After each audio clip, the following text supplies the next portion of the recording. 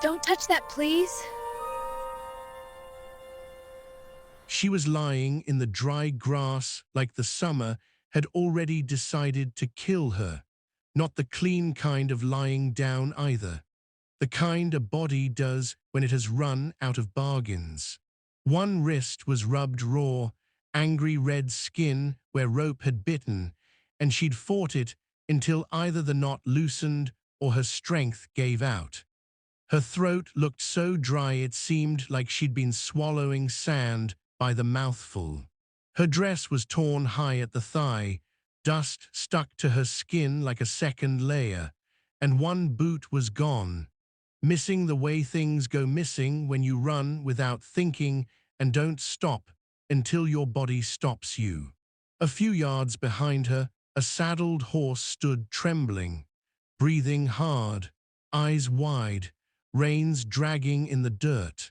The animal's ears kept flicking toward the open prairie like it expected someone to come bursting out of the heat any second. Flies circled the girl's face, black and persistent, and she was too weak to wave them away.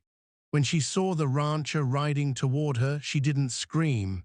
She lifted one shaking hand, not to beg, not to plead, to warn.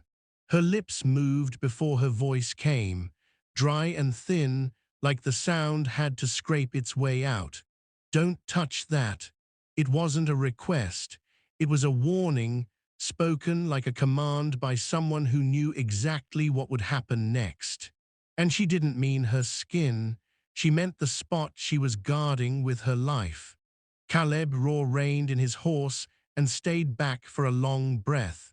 He was 49 years old, and he'd learned a truth that didn't show up in sermons. Trouble didn't always announce itself with gunfire. Sometimes it lay quiet in the grass and waited for a decent man to make a decent mistake. Heat rolled off the prairie in waves, the kind that made the horizon wobble like it was trying to escape. Caleb slid down from the saddle anyway, slow and careful, boots sinking slightly into dry earth that felt like it had forgotten what rain was. Up close she looked young, no more than 21, but her eyes were older than they should have been. Not wide with shock, not watery with panic, just steady, like she'd already seen what men did when nobody was watching. Her breathing came shallow and uneven. One knee was bent wrong under the torn fabric, the cloth stretched tight as if any movement would rip skin. Caleb knelt beside her and kept his voice low. "You're hurt, miss," she swallowed, throat working like it hurt to move even that much. She shook her head once, slow, deliberate, then raised her hand again, palm out, fingers trembling inches from his chest. "Don't touch that," Caleb frowned. That wasn't the kind of thing a hurt girl said. Not "don't touch me," not "help me," that. Caleb glanced around them. Empty land stretching flat and endless. No wagons, no homesteads close enough to hear a shout. Just sun, grass, and a faint ribbon of the Cimarron River far off like a thin promise. Leaving her here meant death, by heat or by whoever had chased her this far. He could see it in the way her eyes kept flicking past him toward the open land, as if she expected something to rise out of it. Caleb reached toward her knee anyway, careful, gentle, two fingers pressing just above the joint to test it. Her breath caught hard, sharp, and for a heartbeat he thought she was about to scream. Instead his fingertips brushed something cold, metal, thin, unforgiving. Caleb froze exactly as he was, hand caught at the hem where he'd lifted the torn fabric. His mind cleared with the kind of sharpness that came right before a storm. He eased the cloth up just enough to see. A small derringer sat strapped high on her thigh in a narrow leather holster worn smooth by use. Right beside it, pressed flat against her skin, was a folded piece of paper, stiff and creased, sealed with dark red wax. Not a love note, not a prayer, the kind of paper a man burned before he ever admitted he touched it. The girl shut her eyes like someone waiting for the crack of a rifle. "I told you not to touch that," she whispered. Caleb pulled his hand back and sat on his heels, dust rising around him. In one instant, she was no longer just a hurt traveler. Women didn't carry hidden guns unless they expected to be hunted. People didn't seal papers with wax unless they needed them to survive a long ride. Caleb kept his voice calm, but his eyes hardened. "Who's after you?" She opened her eyes and looked straight at him. "Men who don't like witnesses. If you'd ever told the truth in the wrong place, you knew the hooves usually arrived before the threats did." A faint sound carried on the wind, then hooves, distant but steady. Caleb stood and scanned the horizon. A thin line of dust rose far off to the west, moving too straight to be cattle. Riders, more than one. He looked down at the girl again. "What's your name?" "Clara," she said. "Clara Whitmore." She tried to sit up and failed, pain flashing across her face like lightning beneath skin.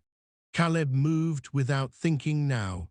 He slipped an arm behind her shoulders and lifted her just enough to lean her against his knee. Behind them, her horse snorted, sensing the change in the air. Caleb weighed his choices fast: ride on and leave her water and hope, or take her with him and walk straight into whatever mess that paper carried.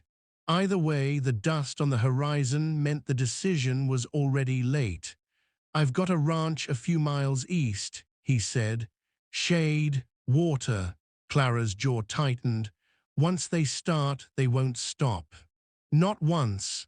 Caleb helped her to her feet, careful of the injured leg, and guided her toward his horse. As he did, his gaze flicked once more to the wax seal. It bore a mark he didn't recognize, yet something about it felt familiar in the worst way.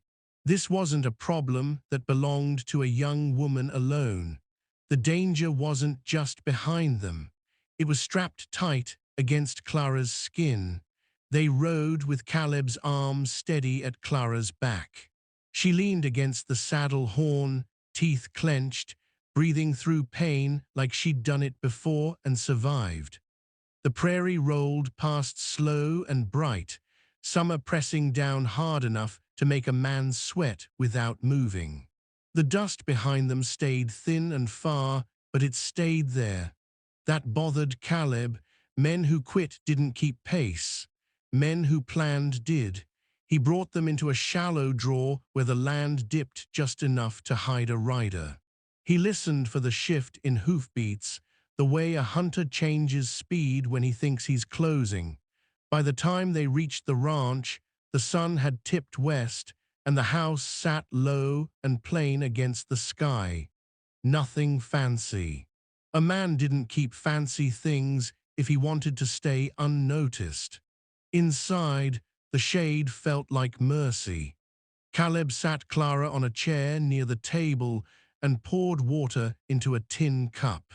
She drank like someone who knew how to ration without thinking.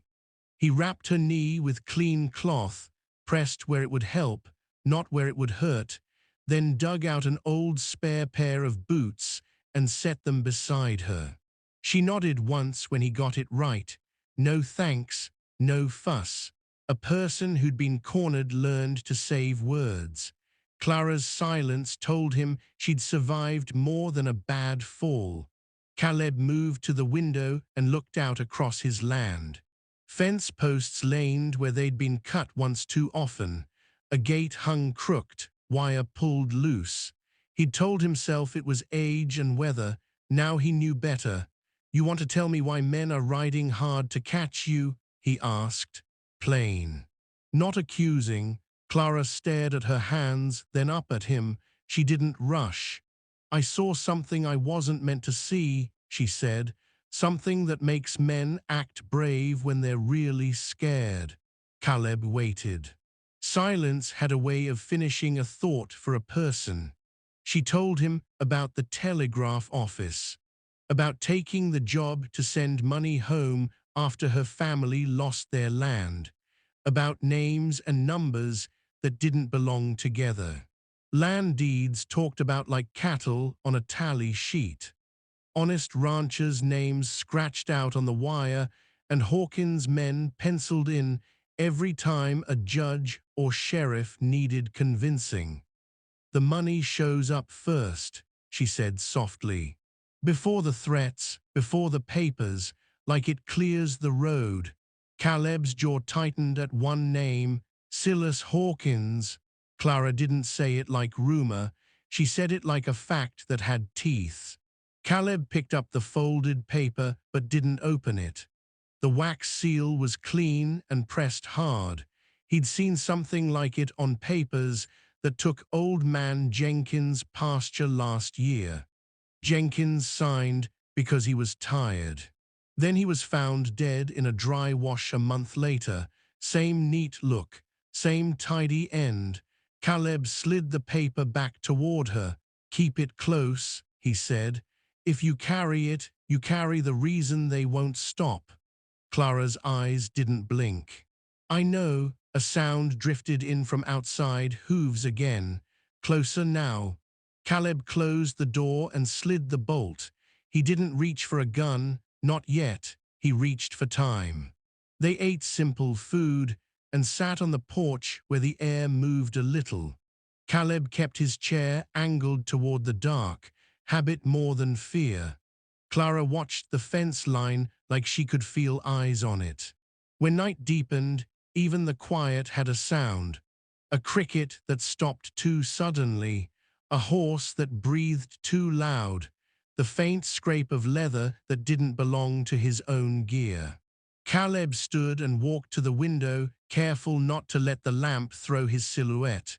Then he saw it, a small glint near the gate, quick and gone, catching a wink of moonlight, not an animal, metal.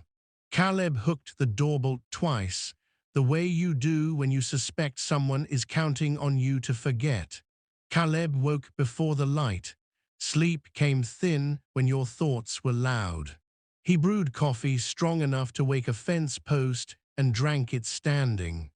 Clara slept on a narrow cot, knee wrapped, boots set neatly beneath it. She slept light, breathing shallow, like someone who'd learned not to sink too deep.